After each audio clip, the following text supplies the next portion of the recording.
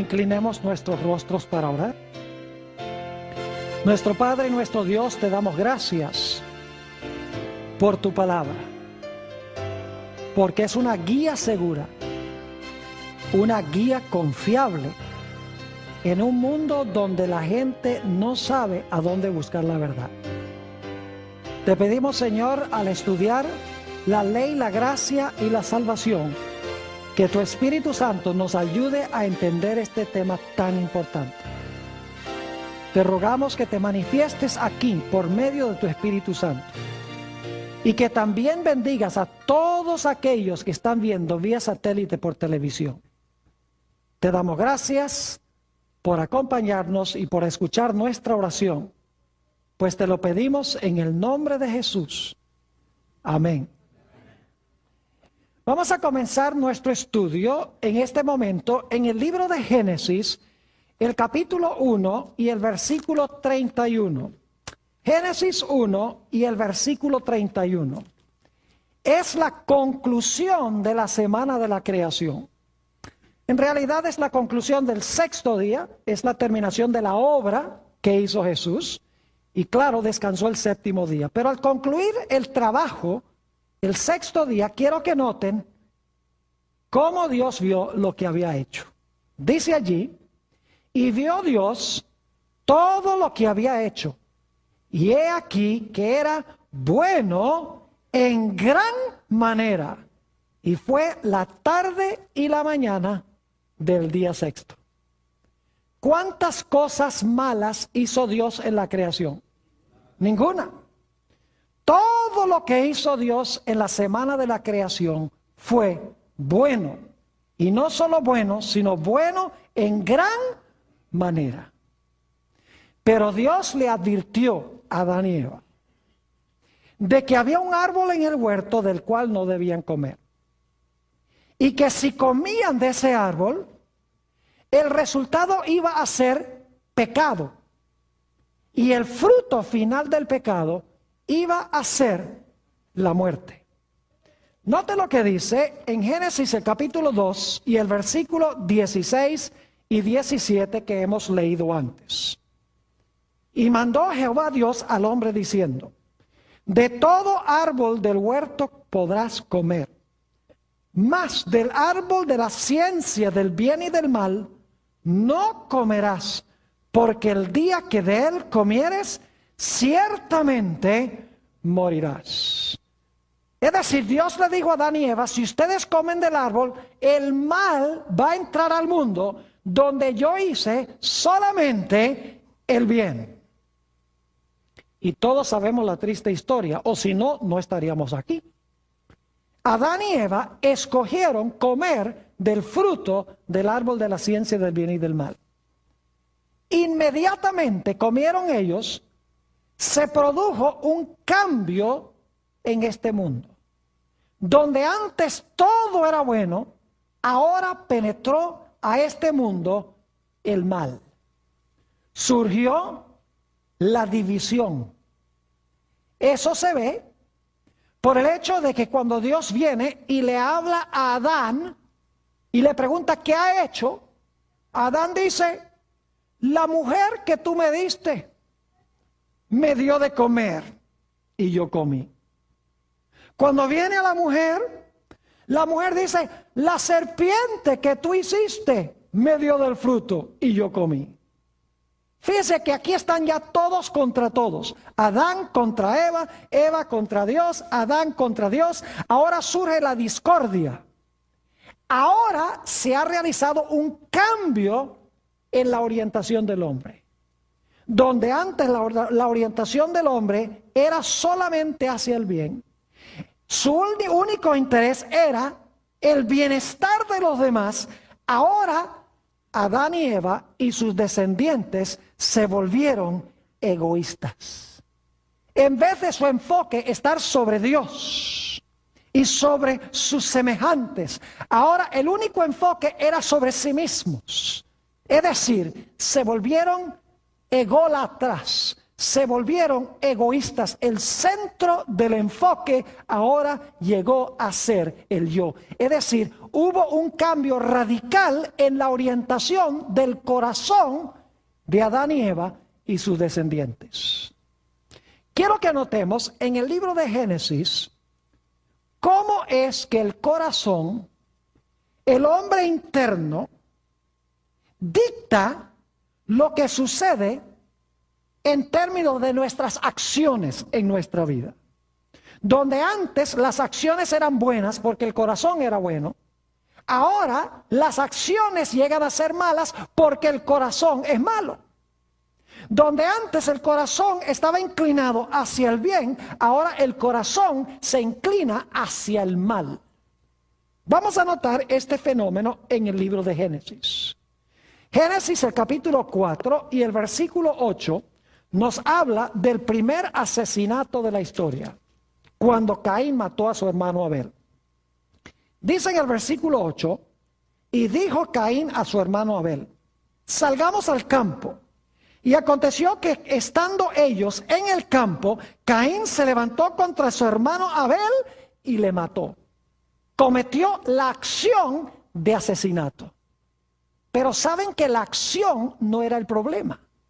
Vayan conmigo a 1 de San Juan, el capítulo 3, y vamos a leer los versículos 12 y 15.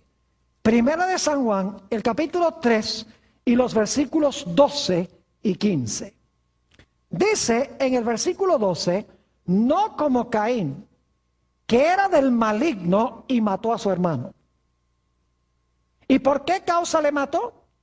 Porque sus obras eran malas y las de su hermano justas. Aquí nos dice que Caín era del maligno y mató a su hermano.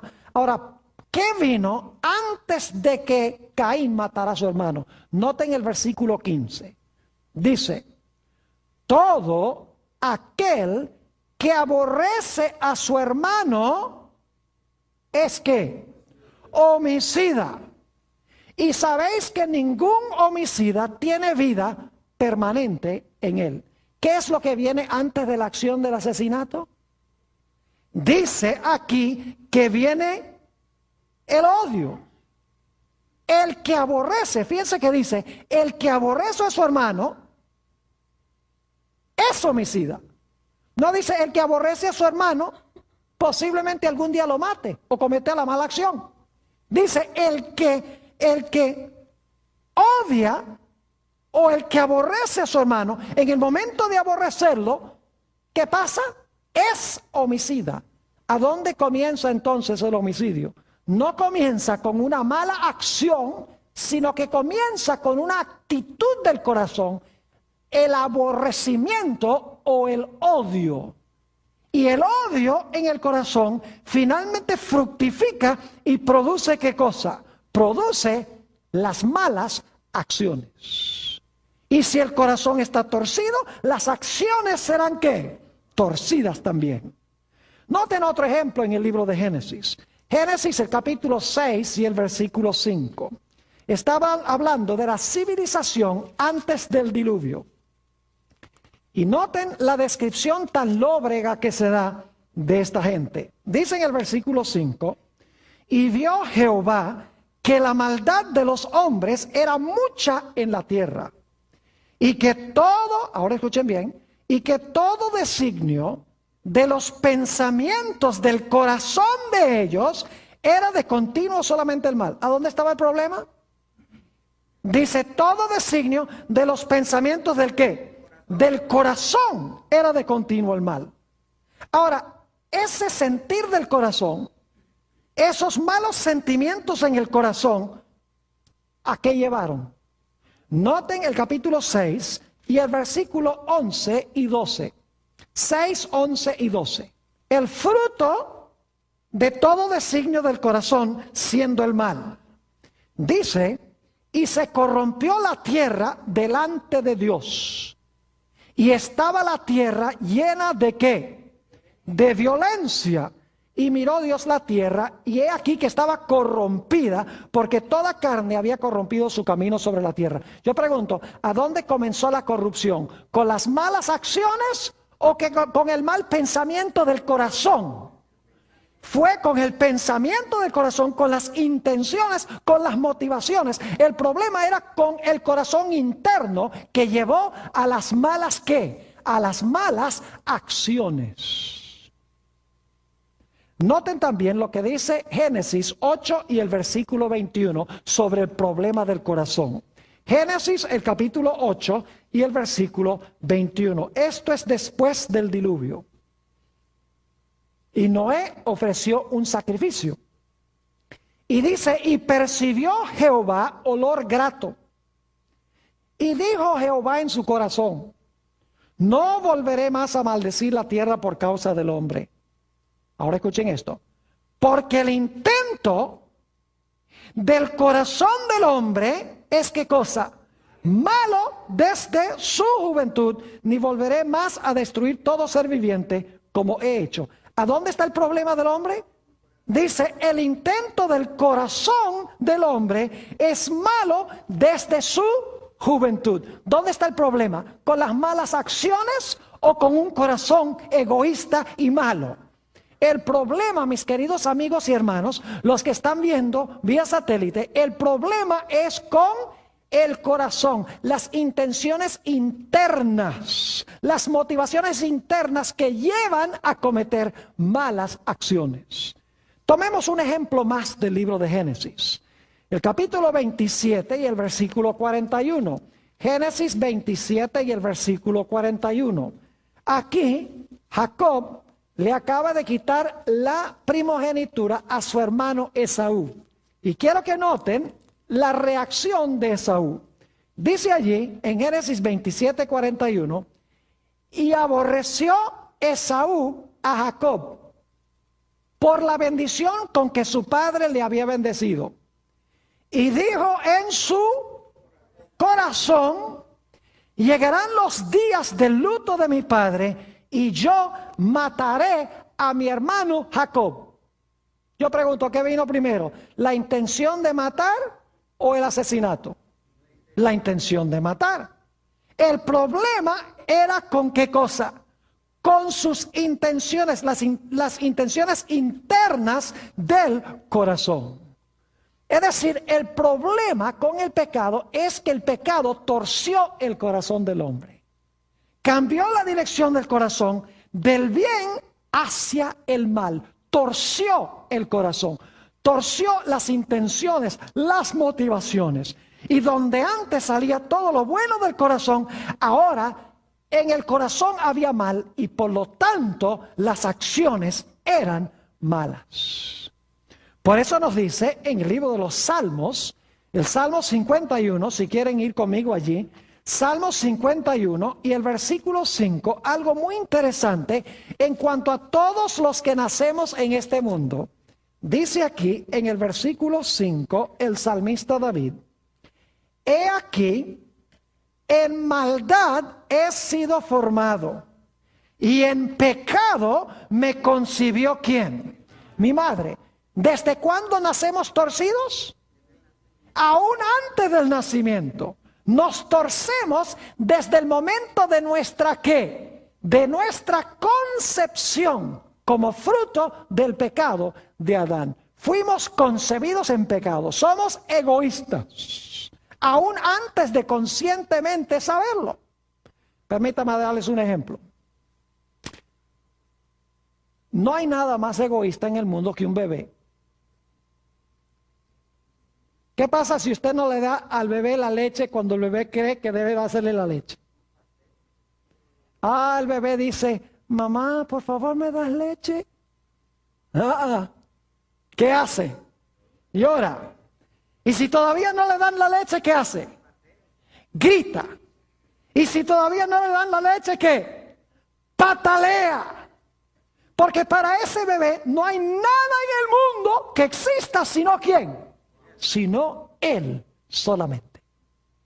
Y luego ese bebé crece y llega a tener unos 2 o 3 años. Y vamos a darle un poquito de propaganda aquí a Walmart. Y los padres lo llevan allá a Walmart y el niño va al departamento de juguetes y encuentra un camioncito muy bonito que le gusta y va donde la mamá y le dice, mamá, que en su idioma así de bebé le dice, yo quiero este camioncito. Y la mamá le dice, Juanito, hoy no. Y dice, yo quiero este juguete, yo quiero este camión. No, Juanito, hoy no. Dice, bueno, está bien, no hay problema. Ustedes saben que no. Juanito empieza a hacer ¿qué? Empieza a llorar y empieza a gritar. Y si la mamá todavía le dice que no, se tira al suelo y empieza a patalear y empieza a dar vueltas. ¿Quién es mi mamá para decirme que yo no puedo tener este camión? Y es aún antes que el niño entienda plenamente que es egoísta. Y luego Juanito crece y se casa con Julieta. Y a los 6 meses empiezan los problemas. Dice Juan, ella no me plancha la ropa. Ella me quema el arroz. Cuando llego a la casa no está bien arreglada. ¿Qué se denota en esa actitud? El yo. Ella no sabe tratarme a mí. ¿Acaso no sabe quién soy yo? ¿Dónde está el problema? El problema es que nosotros fuimos ¿qué? Concebidos en pecado. Y el pecado tuerce el corazón hacia el mal. Note lo que dice Jeremías 17 y el versículo 9.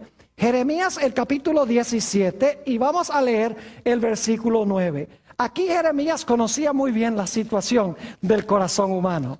Dice esto: engañoso es el corazón, más que todas las cosas, ¿y qué? Y perverso. ¿Quién lo conocerá? ¿Qué es el corazón según Jeremías? El corazón es ¿qué cosa? Perverso. Porque el corazón nace perverso. En Proverbios el capítulo 28 y el versículo 26 dice esto: el que confía en su propio corazón es necio. El que confía en su propio corazón es necio, porque desde que Adán y Eva pecaron, le han transmitido a sus descendientes el virus del egoísmo, el virus del yo, donde el hombre vive para sí y muchas veces muere para sí. Jesús sabía que nuestro problema es con el corazón. Así como lo denota en Génesis, que del corazón salen las malas acciones, Jesús entendió eso también. Note lo que dice en el Evangelio según San Mateo, el capítulo 6 y el versículo 21. Mateo, el capítulo 6 y el versículo 21. Aquí Jesús dice, después de haber hablado sobre hacer tesoros en el cielo, etcétera, dice: porque donde esté vuestro tesoro, allí estará también vuestro ¿qué? Corazón. Yo pregunto, ¿dónde está el problema con el hombre? ¿El problema que tiene el hombre es con el dinero o es con el corazón? Es con el corazón. Si el corazón es malo, ¿cómo se va a usar el dinero? Mal. Saben que yo pastoreo esta iglesia a donde estamos teniendo las reuniones. Y yo les puedo decir que hay personas en esta iglesia que tienen mucho dinero, que no dan ni un centavo de diezmos y ofrendas. ¿Tienen un problema de dinero, sí o no? No. ¿Tienen un problema de qué? ¿Tienen un problema de corazón? ¿El corazón es qué? Egoísta. Y por eso acaparan dinero. El apóstol Pablo no dijo que el dinero es la raíz de todos los males. El apóstol Pablo dijo que el amor al dinero es la raíz de todos los males. Un corazón egoísta ama el dinero y no quiere compartir con los demás, como el joven rico, que profesaba guardar la ley de Dios. Dice, he guardado todos los mandamientos desde mi juventud. ¿Qué más me falta? Jesús le dice, sencillo, ve y vende todo lo que tienes y dáselo a los pobres y tendrás tesoro conmigo en los cielos. Y el joven rico se fue triste porque tenía muchas posesiones. ¿Dónde estaba el problema con el joven rico? Con el dinero, ¿verdad que sí? No, señor. ¿Con qué cosa? Con su corazón.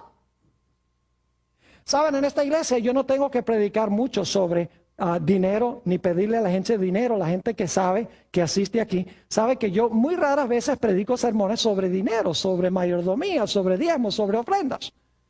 Porque a mí lo que más me interesa es alcanzar el corazón de la gente, porque cuando alcanzo el corazón, alcanzo el bolsillo también. Cuando el corazón está bien, el bolsillo está bien y la cartera está bien. Jesús sabía que el problema es con el corazón. Noten también Mateo, el capítulo 12 y el versículo 34. San Mateo 12 y el versículo 34. Aquí Jesús está hablando de nuestras palabras. Y noten lo que Jesús tiene que decir en cuanto a las palabras. Dice, generación de víboras, ¿cómo podéis hablar lo bueno siendo malos? ¿Qué pasa con una persona que es mala? ¿Puede hablar bueno una persona mala? No, dice, ¿cómo podéis hablar lo bueno siendo malos? Porque de la abundancia del corazón habla la boca. ¿Dónde está el problema? ¿Con las palabras? ¿Con las palabras que salen? No, el problema está ¿dónde? En el corazón. De la abundancia del corazón habla la boca. Saben que cuando yo era niño, yo estudiaba en la ciudad de Caracas, Venezuela. Posiblemente hay algunos allá en la ciudad de Caracas viendo esta programación por televisión. Pero yo estudié en una escuela adventista que se llama el Colegio Ricardo Greenwich. Y en esa escuela, a veces, debo admitir que usaba algunas palabras que no debía usar.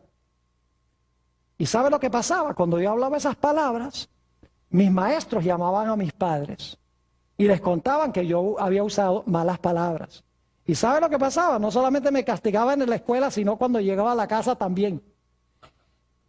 Y muy a menudo el castigo de mi mamá era muy sencillo. Me llevaba al baño y me lavaba la boca con jabón. Por haber usado malas palabras. Recientemente yo vi por ahí a mi mamá, ellos viven en Amarillo, Texas. Le dije, mamá, ¿sabes algo? No hiciste lo que debías haber hecho. Ella dice, ¿por qué? Dice, porque me lavaste la boca, lo que tenías que haberme lavado es el corazón. Porque de la abundancia del corazón, ¿qué? Habla la boca. Si el corazón está bien, las palabras que salen van a estar bien. Pero si tengo un corazón egoísta, ¿qué clase de palabras van a salir? Las palabras estarán acordes con el corazón. En Proverbios, el capítulo 16 y el versículo 23 dice, corazón del sabio hace prudente su boca. Corazón del sabio hace ¿qué? Prudente su boca. Podríamos cambiar eso y decir, corazón del fatuo hace necia su boca. Es decir, el problema está en ¿qué cosa? En el corazón del hombre. Note también lo que dijo Jesús en Mateo 15 y el versículo 19. San Mateo el capítulo 15 y el versículo 19. Aquí Jesús está hablando sobre lo que entra y lo que sale del hombre. Y dice allí, en Mateo, el capítulo 15 y el versículo 19, lo siguiente. Escuchen bien. Porque del corazón, ¿de dónde? Del corazón salen los malos pensamientos, los homicidios, los adulterios, las fornicaciones, los hurtos, los falsos testimonios, las blasfemias. ¿De dónde salen todas estas cosas? Del corazón. ¿Qué es lo que hay que remediar? El corazón. Y yo no sé si ustedes se han dado cuenta, pero toda esta lista que tenemos aquí son violaciones de los 10 mandamientos. Homicidios, no matarás. Adulterios, no cometerás adulterio. Fornicación también. Hurtos, no hurtarás. Falsos testimonios, no hablarás falso testimonio. Blasfemias, no tomarás el nombre de Jehová tu Dios en vano.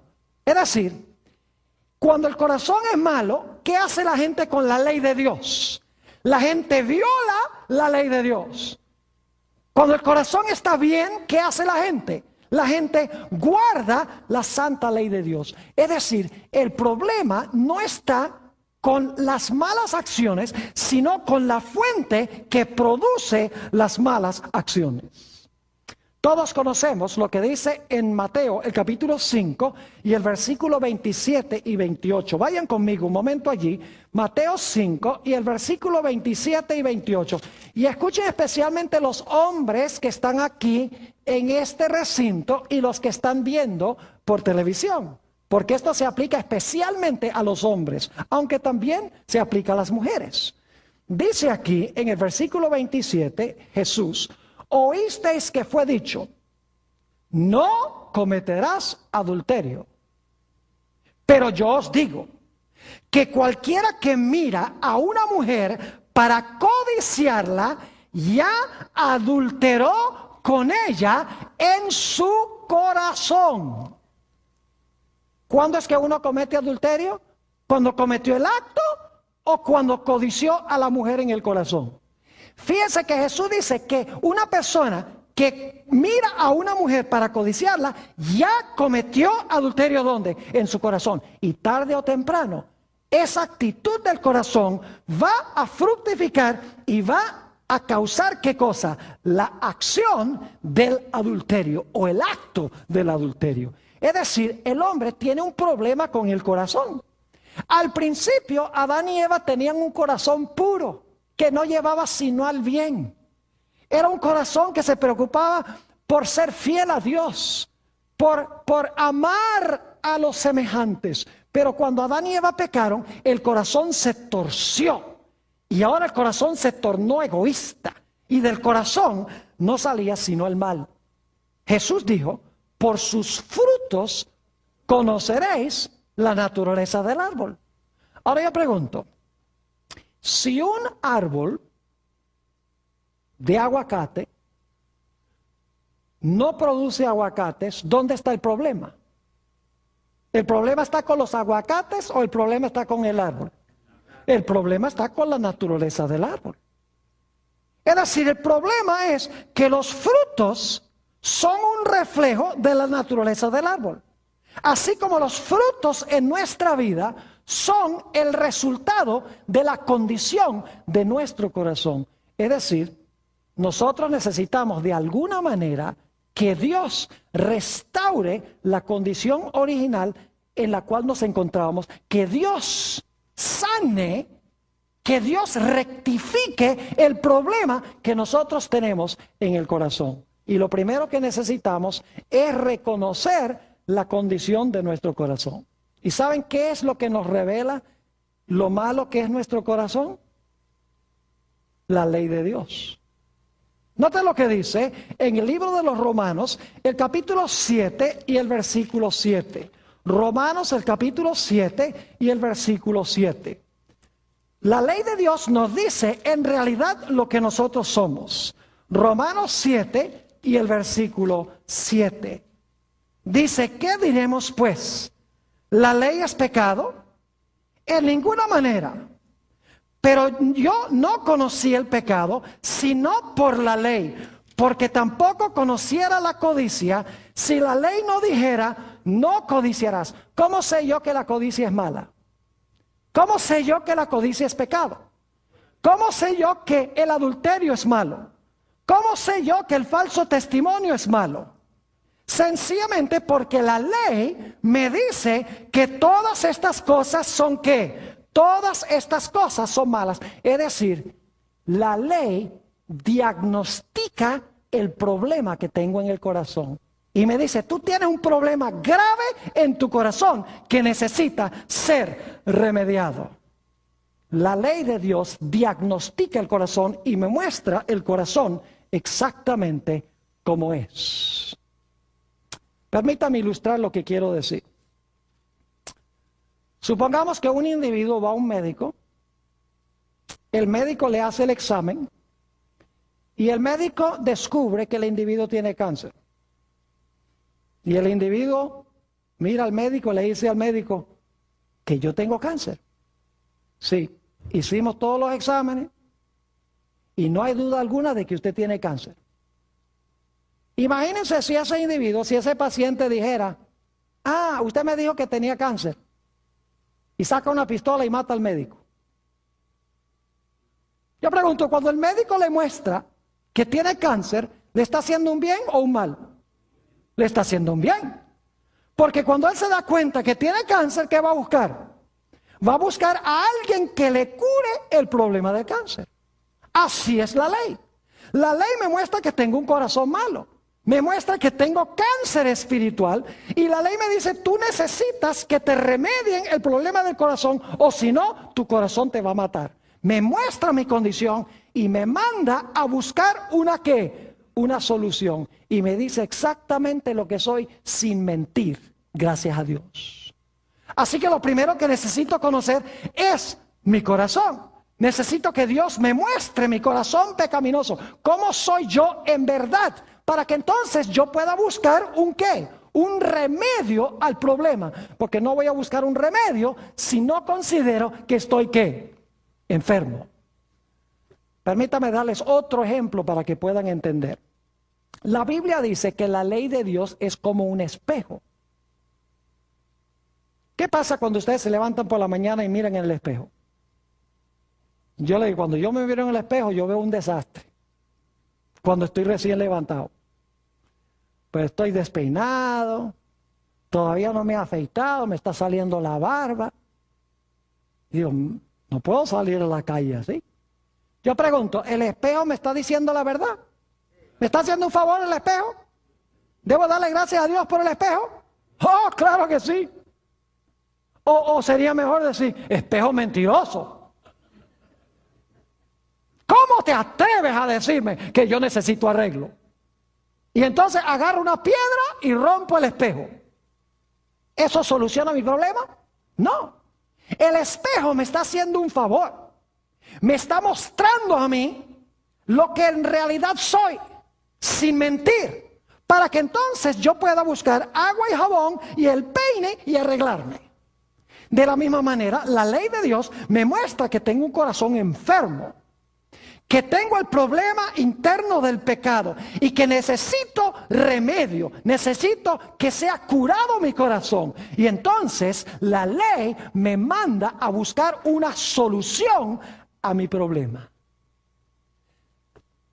Cuando estaba recién yo llegado a Fresno, hace algunos años, voy a llevar ya casi 10 años aquí en la iglesia esta en Fresno. Yo no sé cómo la gente me ha aguantado tanto tiempo, pero bueno, a la Biblia dice, aquí está la paciencia de los santos. Y en realidad la gente ha sido muy paciente aquí. Y he disfrutado el tiempo que he pasado acá. Pero cuando estaba recién llegado, tuve un culto de oración buenísimo. Cantamos, oramos, estudiamos la palabra. Yo estaba emocionadísimo y cuando salí me monté en el carro y empecé a subir por First Street allí, hacia mi casa. Y como iba tan emocionado, no iba mirando el velocímetro. Y ustedes saben que esas zonas son 40 millas por hora y yo estaba andando como unas 55 millas por hora, posiblemente 60.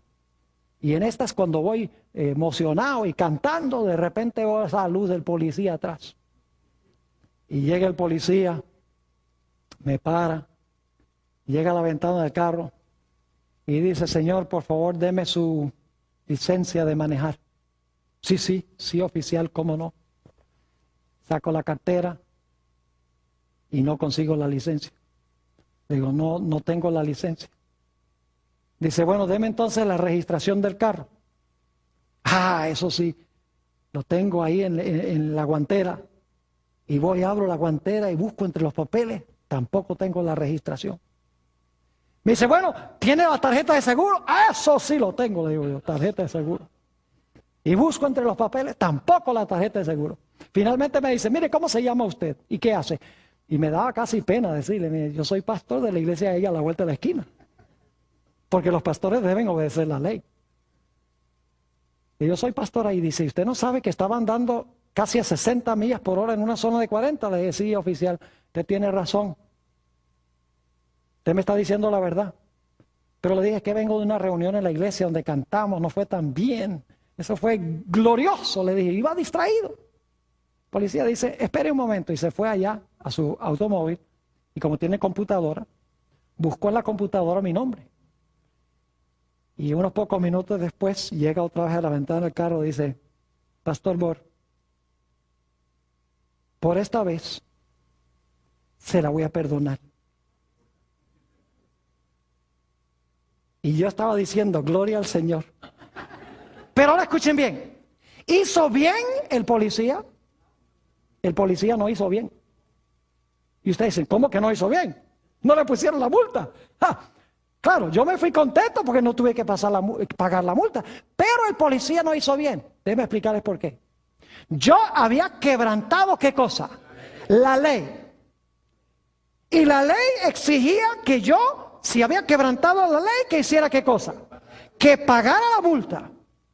Y el papel del policía es hacer cumplir la ley. Así que él debería haber hecho ¿qué cosa? Él debería haberme dicho, te voy a poner la boleta, y debería haberme puesto la multa. Ahora, hay otra forma que el policía podría haberlo hecho. Y aquí es que viene la parte linda. El policía podría haber venido a la ventana y decir, mire, Pastor Bor, usted ha quebrantado la ley, yo soy la ley, soy el policía, y yo sé por el radar que usted quebrantó la ley. Y yo veo que usted está triste por haber quebrantado la ley. Usted está arrepentido, ¿verdad? Oh, sí, sí, oficial, cómo no, estoy arrepentido. Y el oficial dice, ¿sabe lo que voy a hacer? Yo lo que voy a hacer es, yo voy a ir a la jefatura de la policía y yo le voy a pagar su ticket. Yo le voy a pagar su multa. Yo pregunto, ¿el policía estaría haciendo bien ahí? Sí. Porque eso se llama gracia. Yo pregunto, si él va y paga la multa queda pagada. Claro que sí. Pero no la paga ¿quién? No la pago yo, el culpable, sino que la pagó el inocente. ¿Están entendiendo lo que estoy diciendo? La ley me muestra que yo soy ¿qué cosa? Pecador y culpable. La ley no me puede salvar, porque la ley exige el pago por haberla quebrantado. Pero ¿qué dice Jesús? Jesús dice, mira, yo voy a pagar tu multa. Yo voy a pagar por tus pecados. Yo llevé esos pecados a la cruz del Calvario. Yo pagué tu multa. Y yo me puedo ir alegre a mi casa, seguro del perdón. No porque yo soy bueno, sino porque Jesús es bueno. No porque yo pagué, sino porque Él pagó. ¿Me están entendiendo lo que estoy diciendo? Y claro, después que el policía me perdonó la multa,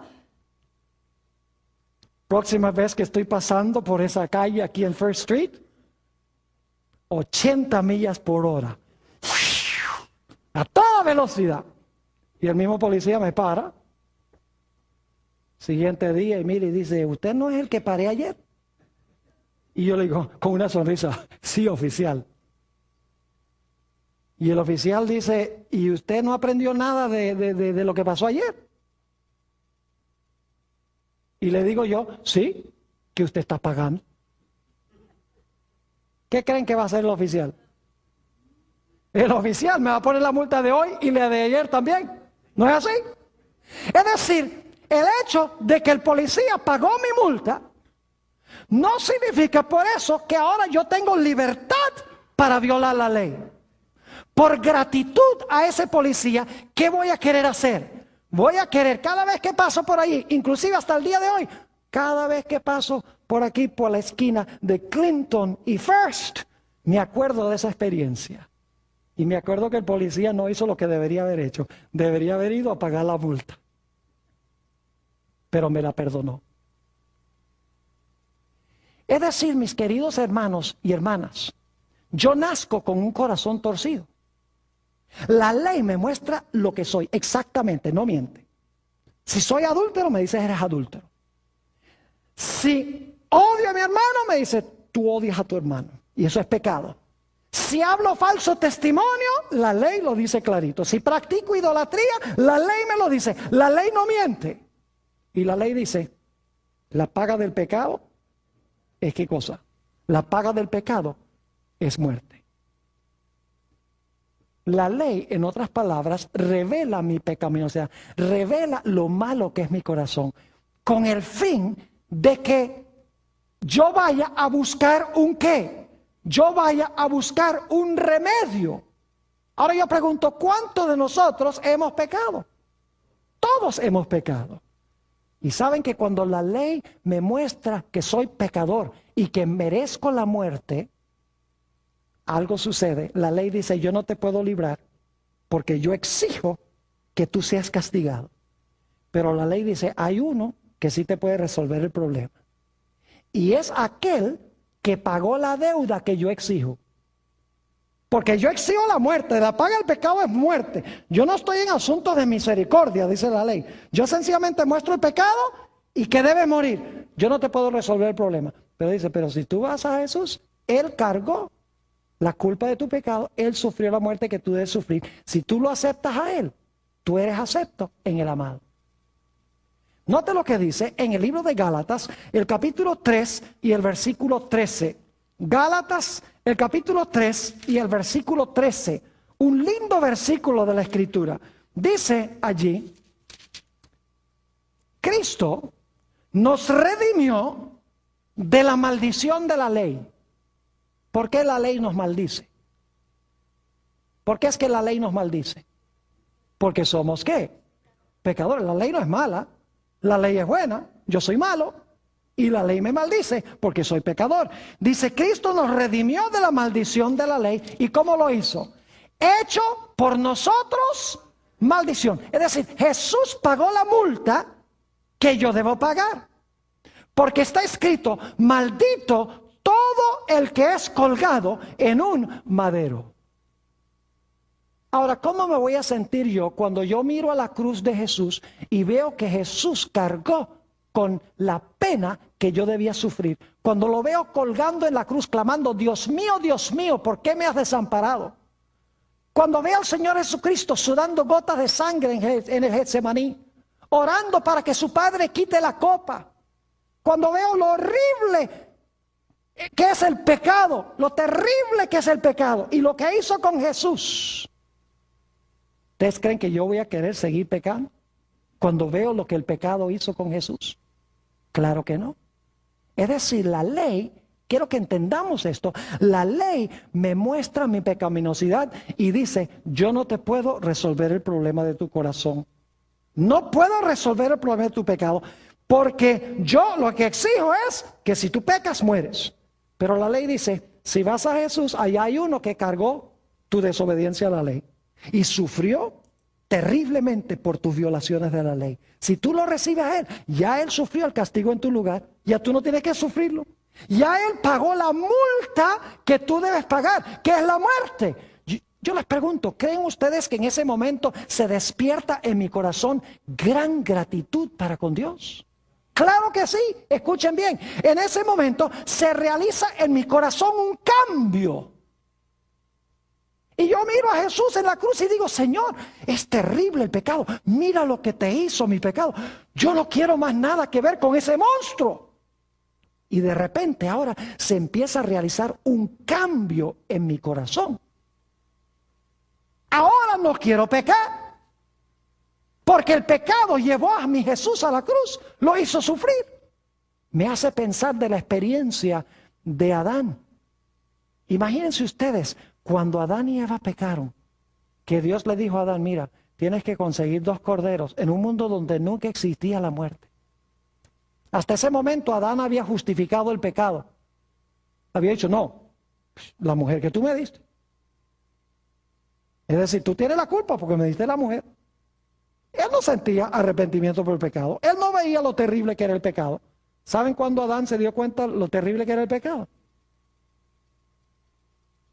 Se dio cuenta cuando tuvo que tomar esos 2 animales y rajarle la garganta y ver chorrear la sangre.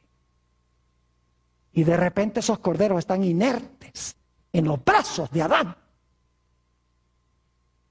Terrible, en un mundo donde no había muerte. Y entonces Dios, según leímos en Génesis 3:21, toma esos mantos y cubre la desnudez de Adán y Eva. Y Dios luego les explica, le dice, el pecado de ustedes es tan terrible, exige la muerte. Y estos corderos representan a la simiente que va a venir, el Cordero de Dios que quita el pecado del mundo. Así de terrible es el pecado. Le va a costar la vida a su Creador. ¿Creen ustedes que ahora Adán veía el pecado desde una perspectiva distinta? ¡Claro que sí! Ahora no quería excusar el pecado, sino que veía lo terrible que era el pecado y no quería más nada que ver con el pecado. se realizó en su corazón un cambio que se llama la conversión o el nuevo nacimiento. Cuando vio el sacrificio de los corderos representando el sacrificio de Jesús, su corazón fue quebrantado y ahora su corazón era diferente que antes de este momento. ¿Saben ustedes que Dios es el gran cardiólogo celestial? Pero Dios solamente hace una clase de cirugía. Dios no mete marcapaso. Pacemakers, no. Dios no anda cambiando válvulas. No. Dios no hace bypass. Dios solamente hace una clase de operación. ¿Y saben qué operación es? Trasplantes. Cambia un corazón necio y torcido a un corazón que ama a Dios y ama a los semejantes. Cuando ve lo que costó el pecado. Quiero que noten lo que dice en Ezequiel, el capítulo 36 y los versículos 26 y 27. Ezequiel 36 y el versículo 26 y 27. Fíjense qué linda esta promesa de Dios. Dice aquí, os daré, escuchen bien, corazón nuevo. ¿Cuánto le gustaría tener un corazón nuevo? De los que están viendo ahora y los que están escuchando aquí en este local. Dice, os daré corazón nuevo y pondré espíritu nuevo dentro de vosotros. Y quitaré de vuestra carne el corazón de piedra. Es decir, el corazón egoísta, el corazón duro. Y os daré un corazón ¿de qué? De carne, un corazón tierno. Y luego, fíjense, ¿qué vamos a hacer cuando tengamos ese corazón nuevo? Dice en el versículo 27, y pondré dentro de vosotros mi espíritu. Y haré que andéis en mis estatutos y guardéis mis preceptos y los pongáis por obra. Es decir, cuando Dios cambia el corazón, ¿vamos a obedecer a Dios?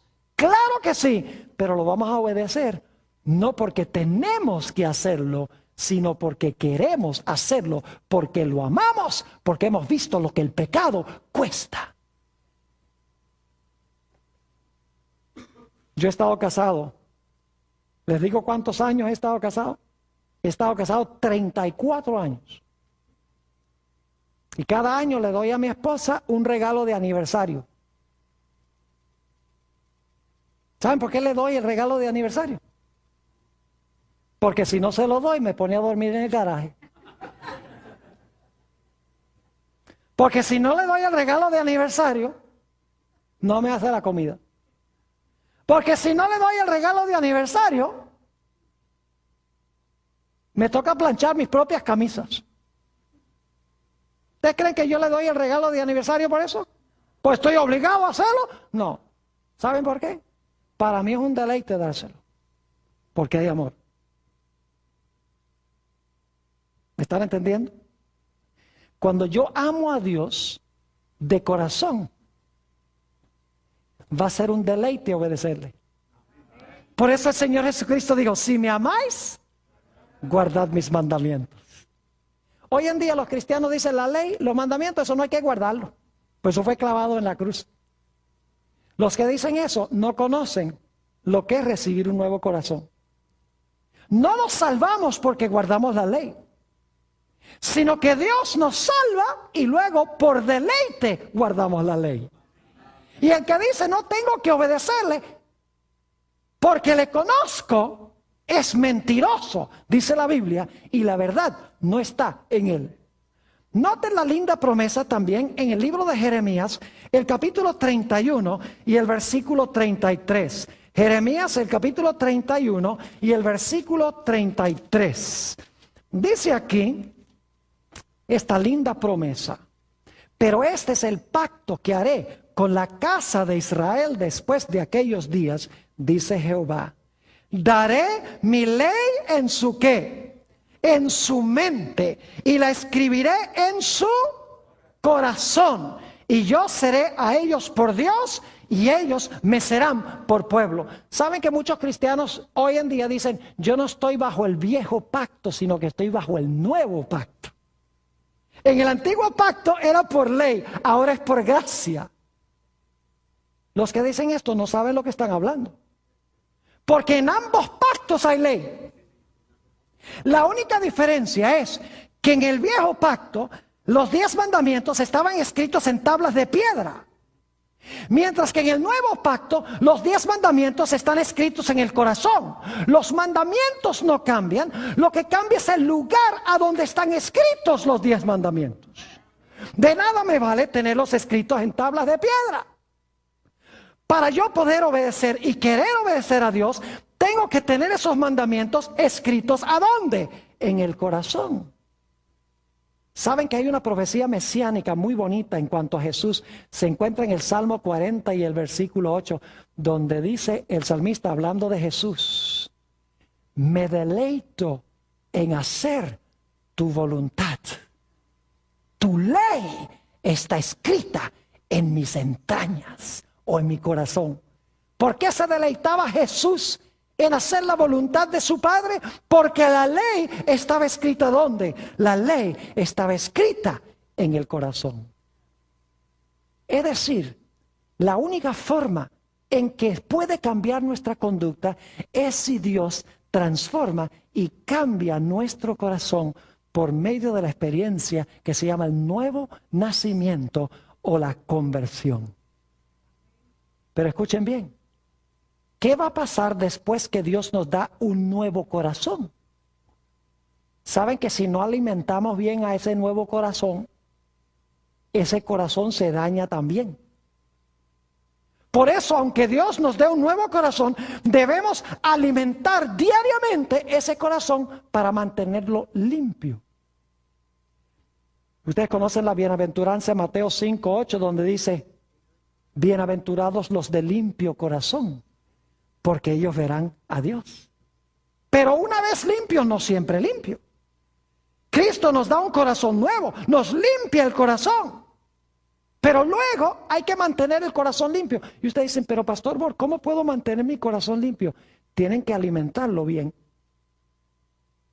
Ustedes saben que pueden recibir un trasplante del corazón, pero si siguen comiendo un montón de colesterol, ese corazón se les enferma también.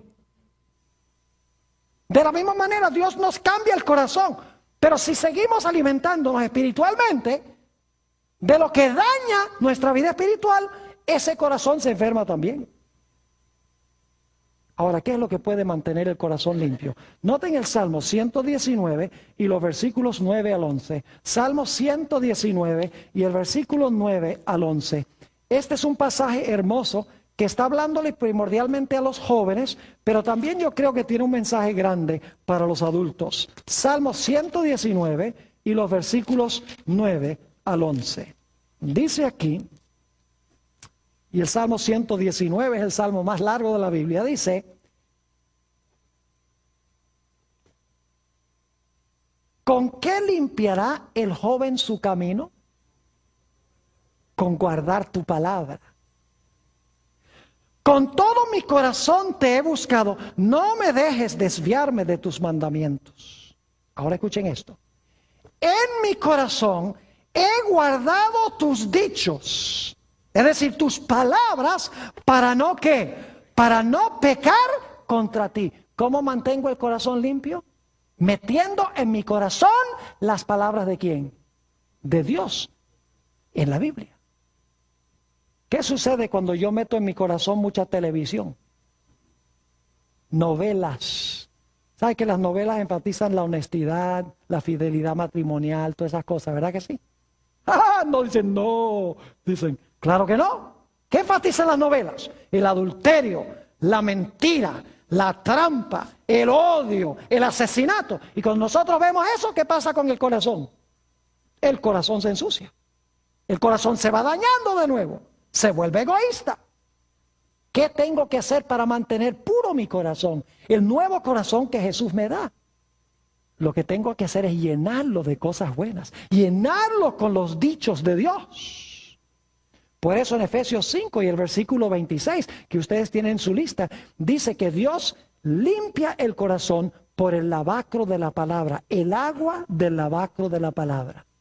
En San Juan 15:3, el Señor Jesucristo dice, ellos todos son limpios por la palabra que les he hablado. Es decir, tenemos que llenar nuestra mente y nuestro corazón de la palabra de Dios, de la oración, de cosas espirituales. Y entonces tendremos un corazón sano, un corazón fuerte. Ustedes recuerdan la experiencia de David. Dice que salió un día al balcón del palacio y vio a esta mujer, Betsabé, muy hermosa, que era la esposa de otro. Dice la Biblia que cometió adulterio con ella y mandó a matar a su esposo para poderse quedar con esa mujer. Es decir, adulterio y asesinato. Pero la Biblia dice que finalmente David se arrepintió cuando Natán, el profeta, fue a hablar con él. Le dijo, tú eres ese hombre que has hecho mal delante de Jehová. Como resultado, David escribió ese famoso Salmo 51. Y en el Salmo 51 pide dos cosas. En los versículos 1 y 2 pide que Dios perdone su pecado. Y en el versículo 10 pide a Dios que le dé un corazón limpio y renueve un espíritu recto dentro de él. Que esa sea nuestra experiencia, es mi oración.